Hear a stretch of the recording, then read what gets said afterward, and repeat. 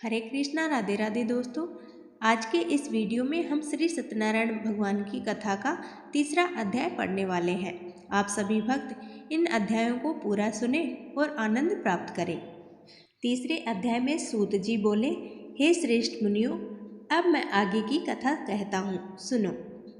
उल्का मुख नाम के एक बुद्धिमान राजा था। वह सत्यवक्ता और जितेंद्रिय था।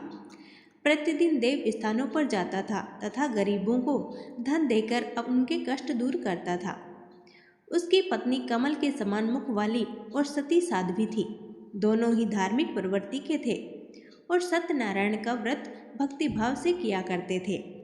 एक बार उन दोनों ने श्री सत्यनारायण का व्रत भद्रशिला नदी के तट पर किया। उसी समय वहां से एक व्यापारी गुजर रहा था। उसके पास व्यापार के लिए बहुत सा धन था। उसने किनारे पर हलचल देखी तो नाव को किनारे पर लगवाई।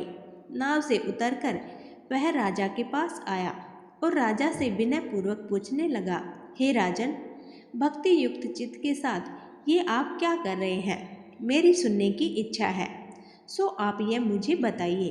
राजा बोले, हे साधु, यहाँ अपने बांधुओं के साथ पुत्रादि की प्राप्ति के लिए महाशक्तिवान सत्यनारायण भगवान का व्रत और पूजन किया जा रहा है।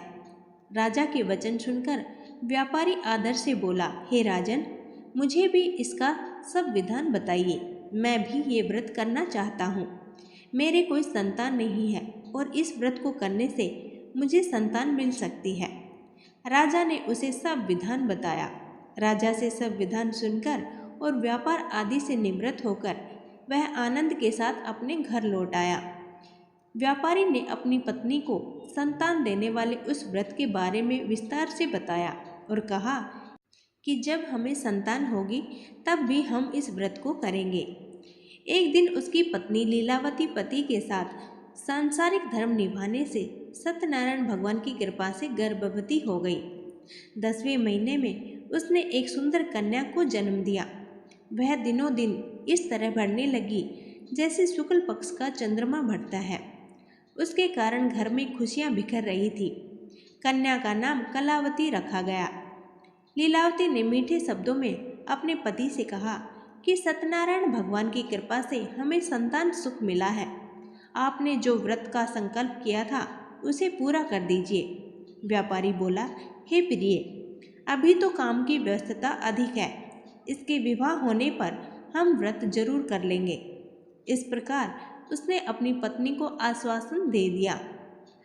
उनकी पुत्री अब बड़ी हो चुकी थी।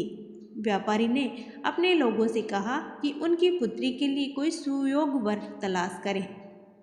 बड़े प्रयत्न के बाद पुत्री के लिए एक सुयोग वर मिला, जो कि व्यापार करने में निपुण एक वणिक पुत्र था।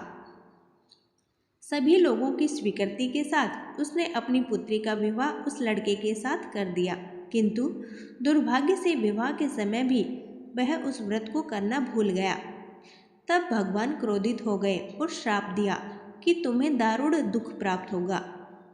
अपने कार्य में कुशल व्यापारी एक दिन अपने जमाई के साथ समुद्र के किनारे स्थित रतनपुर नामक नगर में व्यापार के लिए गया हुआ था।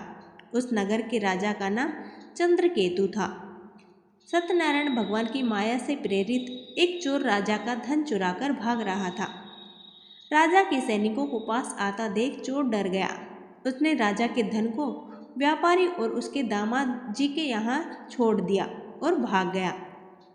सैनिकों ने व्यापारी के पास धन देखा तो दोनों को बांधकर राजा के पास ले गए। राजा से कहा, हम चोर पकड़कर लाए हैं, आज्ञा दे इनके साथ क्या करें। व्यापारी ने बहुत मिन्नत की और कहा कि वे चोर नहीं हैं, पर राजा ने नहीं माना।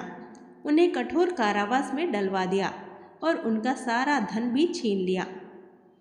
इधर व्यापारी की पत्नी घर पर शारीरिक अवस्था से बहुत दुखी थी। एक दिन चोर उसका सारा धन भी चुरा कर ले गए। शारीरिक और मानसिक पीड़ा तथा भूख प्यास से दुखी होकर अन्न की चिंता में कलावती एक ब्राह्मण के घर पहुंच गई। वहां उसने सत्यनारायण भगवान का व्रत होते देखा। उसने सत्यनारायण की कथा सुनी तथा प्रसाद ग्रहण करके रात को घर आई।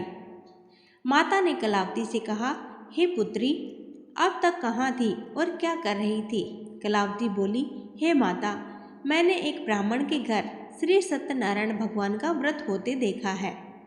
कन्या के वचन सुनकर लीलावती को अपने पति के व्रत के संकल्प का ध्यान आया। उसने कलावती से कहा कि हम भी सत्यनारायण का व्रत करेंगे। लीलावती ने परिवार और बंधुओं सहित भक्ति भाव के साथ श्री सत्यनारायण भगवान का पूजन और व्रत किया। अपराध क्षमा करने की प्रार्थना की और पति तथा दामाद के शीघ्र घर वापस आने की कामना की।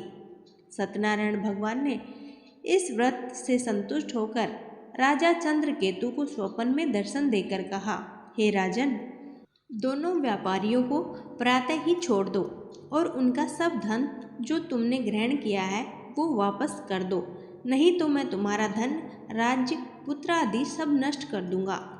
ये कहकर भगवान अंतर्ध्यान हो गए। प्रातःकाल राजा ने सभा में स्वप्न वाली बात कही और दोनों व्यापारियों को सभा में बुलवाया। दोनों ने आते ही राजा को नमस्कार किया। राजा मधुर स्वर में बोला, हे महानुभावों, आपको भूलवश ऐसा कठिन दुख प्राप्त हुआ है, अब तुम्हें कोई भय नहीं। ऐसा कहकर राजा ने उनको दुगना धन वापस कर दिया, नए वस्त्र आदि दिए और विदा कर दिया। दोनों व्यापारी अपने घर जाने के लिए रवाना हो गए। आगे उनके साथ क्या हुआ, ये हम कथा के चौथे अध्याय में पढ़ेंगे। ये तीसरा अध्याय हमारा यही समाप्त होता है। तो बोलिए श्री सत्यनारायण भगवान की जय। तो दोस्तों, वीडियो पसंद आई हो तो वीडियो को लाइक ज़रूर करें। धन्यवाद।